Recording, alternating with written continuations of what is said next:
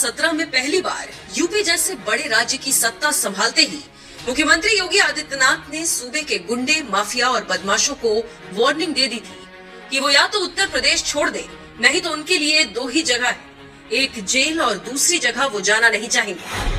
सत्ता के संरक्षण में पल रहे गुंडे, माफिया, अपराधी, लुटेरे,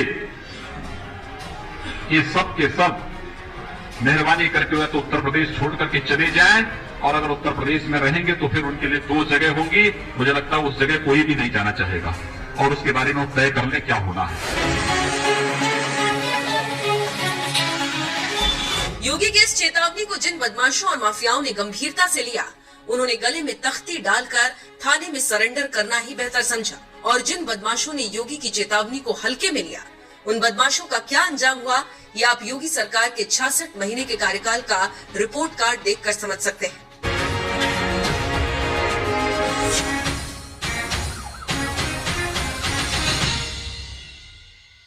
19 मार्च साल 2017 यही वो दिन था जब बीजेपी के फायर ब्रांड नेता और भगवाधारी योगी आदित्यनाथ ने देश के सबसे बड़े राज्य उत्तर प्रदेश के मुख्यमंत्री पद की शपथ ली थी। मैं आदित्यनाथ योगी ईश्वर की शपथ लेता हूं कि मैं विधि द्वारा स्थापित भारत के संविधान के प्रति सच्ची श्रद्धा और निष्ठा रखूंगा। मैं भारत की प्रभुता और अखंडता को अक्षुण्ण रखूंगा। मैं उत्तर प्रदेश राज्य के मुख्यमंत्री के रूप में अपने कर्तव्यों का श्रद्धापूर्वक और शुद्ध अंतःकरण से निर्वहन करूंगा। साल 2017 में पहली बार सत्ता संभालने के बाद सीएम योगी आदित्यनाथ की सरकार सूबे के गुंडे, माफियाओं और बदमाशों पर इस कदर कहर बनकर टूटी कि मुख्तार अंसारी, अतीक अहमद जैसे एक से बढ़कर एक दिग्गज माफिया भी जेल की सलाखों के पीछे नजर आए।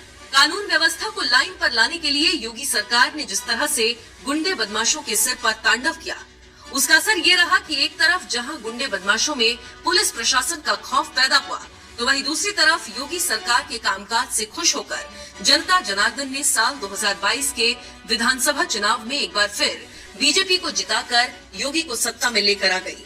बस फिर क्या था, सीएम योगी भी समझ गए कि कानून तोड़ने वालों को सबक सिखाने वाली उनकी सरकार के कामकाज को जनता का पूरा समर्थन है।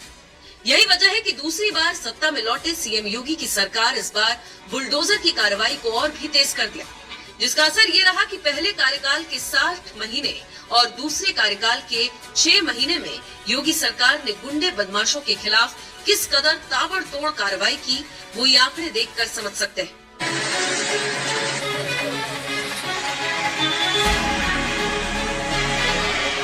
आगरा 193 मामलों में 333 करोड़ से ज्यादा की संपत्तियां जब्त। प्रयागराज 181 मामलों में 331 करोड़ से ज्यादा की संपत्तियां जब्त। बरेली 301 मामलों में 218 करोड़ से ज्यादा की संपत्तियां जब्त।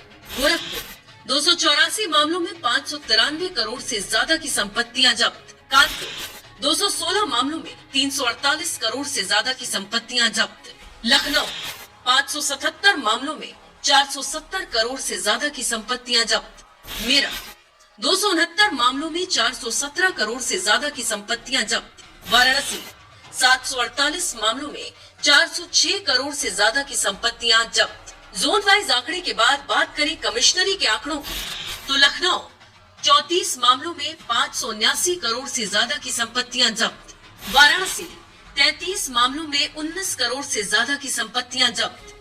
गौतम बुद्ध नगर 87 मामलों में 229 करोड़ से ज्यादा की संपत्तियां जब्त। कानपुर 14 मामलों में 792 करोड़ से ज्यादा की संपत्तियां जब्त। आंकड़े बता रहे हैं योगी सरकार ने 66 महीने के अब तक के कार्यकाल में किस कदर ताबड़तोड़ एक्शन लेते हुए माफियाओं की संपत्तियां जब्त की थी। इन माफियाओं में अतीक अहमद और मुख्तार अंसारी जैसे बाहुबली भी शामिल हैं, जिनकी संपत्तियों पर बुलडोजर चढ़ाने में योगी सरकार ने जरा भी संकोच नहीं किया।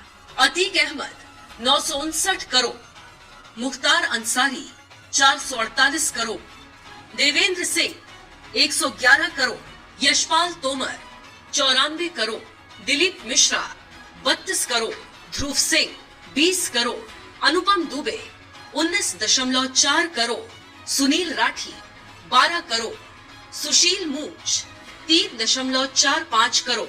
इन जैसे एक से बढ़कर एक माफियाओं की करोड़ों की अवैध संपत्तियों को योगी सरकार ने जब्त किया। यानी इन 66 महीनों में योगी सरकार ने धुआंधार कार्रवाई के दौरान अपराधियों की 4000 करोड़ से ज्यादा की अवैध संपत्तियों को जब्त कर लिया, जो बता रहा है योगी सरकार माफिया और अपराधियों पर किस कदर कहर बनकर टूट रही है। बहरहाल योगी सरकार जिस तरह से माफियाओं और बदमाशों की कमर तोड़ने में लगी हुई है, इस पर आपका क्या कहना है? अपनी राय हमें कमेंट कर जरूर बताएं।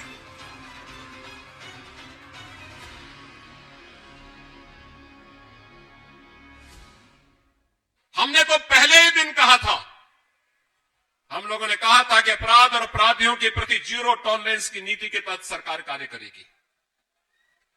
भैया बहनों, जीरो टॉलरेंस का मतलब यही था कि अगर किसी ने सरकारी संपत्ति पर कब्जा किया है, गरीबों की संपत्ति को जबरन कब्जा किया है, और अगर किसी ने प्रदेश के अंदर व्यापारियों की संपत्तियों पर कब्जा किया है, तो संपत्ति को वापस उस गरीब को या तो सरकार देगी, और अगर सरकारी संपत्ति है तो वह संपत्ति वापस सरकार लेगी। और इसके लिए सरकार ने आवश्यकता पड़ी तो बुलडोजर चलाने में भी कोई गुरेज नहीं बरती, कोई उसमें हम लगातार कार्य करते रहे। और भाइयों बहनों, हमें कोई संकोच नहीं हुआ।